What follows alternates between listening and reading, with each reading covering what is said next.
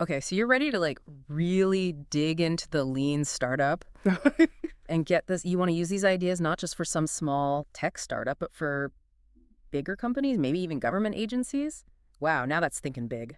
And you know what's fascinating? How these principles can apply to so many different areas, even nonprofits. I know, right? Readries kicks things off with Intuit. You know, the TurboTax and QuickBooks people, they're Yeah, huge, but even they were having trouble innovating. right. Turns out a lot of their new products were failing, even though they were following all the traditional rules. Yeah, and that's what's so interesting. So a lot of people think startups are all about building new stuff, which is true. Mm-hmm. But the real challenge is building the right thing, Totally. figuring out what customers actually want and Yeah. what will actually survive as a business. Right. It's not enough to just make something cool. Rees actually uses his own experience as a co-founder of IMVU, the 3D avatar company. Their very first product was this instant messaging add-on. And And they were so excited about it, they thought it was going to be huge. they're over the moon. Until they weren't. Exactly. And this gets to the core of the lean startup method, this idea of validated learning. So how do you make sure you're not just building something nobody wants? Yeah. Because they thought they had a winner, but when they actually talked to users, it turns out people hated the add-on. Wow. They wanted a totally separate network for meeting new people. Interesting. They were so busy building, they forgot to check if they were even on the right track. It's like the old saying, measure twice, cut once. Yeah. But in this case, it's more like learn, constantly build effectively. And that's where the build, measure, learn loop comes in. Oh, I love this part. It's like a scientific method for your business. Exactly. So cool. Imagine you're trying to build a car, but you start with just the steering wheel. Okay. That's kind of what making a prototype can feel like. The minimum viable product, or MVP, is different. It's like having the bare minimum to actually drive the car, see how it handles, and most importantly, get feedback on if it's even the right car to build. So you've got your MVP. What's next? Now we measure, but it's not about just collecting data. It's about choosing the right data. Okay. You have to watch out for those vanity metrics, things that look good on paper, but don't really tell you if you're on the right path. So it's about getting useful insights. Yes, exactly. And then what happens after you measure? That's the moment of truth. That's the learn stage. That's when you take all that data, all those insights, and decide, do you pivot or persevere? It's about being flexible and willing to change direction if the data tells you to. So it's not about being right all the time. It's about learning quickly. Exactly. Right. A great example of this is Zappos. You know, when they first started, Yeah. they didn't go out and buy tons of shoes right away. They just took pictures of shoes from local stores and put them online. If someone actually bought a pair, they'd buy it from the store and ship it to them. That's so scrappy. I love it. It's a classic MVP. They could test if people actually wanted to buy shoes online before they even had a warehouse full of inventory. Plus, they learned about hidden challenges, like how to handle returns and customer support. It's like they were figuring out the map as they went along. Exactly. And this approach can work for all kinds of businesses, even ones that don't seem like a traditional startup. Absolutely. It's like you get this gut feeling about something, but you're not really sure if it's right. Mm-hmm. Rees talks about this woman, Caroline Barlerin. She was trying to revamp HP's employee volunteering program. And instead of just launching some big program based on what they thought would work, she used the lean startup method. It's so easy to assume we know what will work right, Yeah.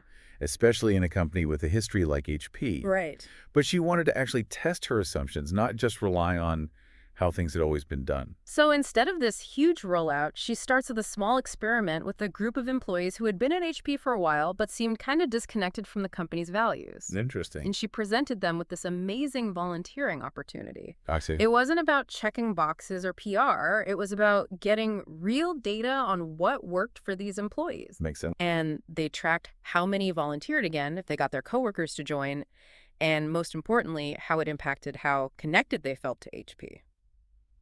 It's amazing what you can learn when you actually test things out in the real world. Right. And speaking of real-world applications, Ries even talks about how the lean startup can work for government agencies. You mean those places with tons of paperwork and Oh, bureaucracy? no, it seems crazy, right? Yeah. But that's what makes it so interesting. The Consumer Financial Protection Bureau, the CFPB, they were just getting started, and they needed to figure out how to actually serve people. They could have gone the traditional route, hired a ton of people, spent a fortune, come up with some massive plan. Yeah, and it probably would have ended up completely useless. Probably. So instead, they did something really smart. They admitted they had a lot of assumptions about the problems people were facing, and they needed a way to test them. So they decided to get creative. They set up a really basic hotline, not a fancy call center with trained professionals or anything, just a phone line with automated prompts. Callers can choose from like a menu of financial issues and get some basic information. It's like an MVP for a government agency. Exactly. Yeah. And it was brilliant because they could quickly and cheaply gather data on what people were actually calling about. No more guesswork. They had real people telling them what they needed. It's really cool how this approach can be used in such different situations, from a tech company like HP to the government. Yeah. And Ries doesn't stop there. He even talks about how Kodak Gallery used these principles for a new feature on their website. Oh, yeah, this is a good one. Right. It shows how even companies with great products can make mistakes if they don't test their assumptions. Right. They were developing this new event album feature, where people could share photos from weddings or conferences or whatever, and they were really excited about it. Of course. But they had made some assumptions about what users wanted, so they decided to do a small beta test before they launched it officially. Could get some feedback? Exactly. Even though they were getting close to their launch date, they discovered something important. Users really wanted to be able to arrange the photos in a certain order. Oh, wow. It seemed like a small detail, but it made a big difference to the users. So what did they do? Did they just ignore it and launch anyway? To their credit, they took a step back and delayed the launch. Wow. They knew that taking the time to actually use the feedback and make the changes was more important than just meeting a deadline. It's so easy to get caught up in those deadlines and internal pressures, but in the end, it's all about the users. Exactly. And isn't that what validated learning is all about? Right. It's about constantly testing your assumptions, getting the data, and then changing your plan based on what you learn, even if it's hard. Exactly. And that brings us to the next big piece of the puzzle.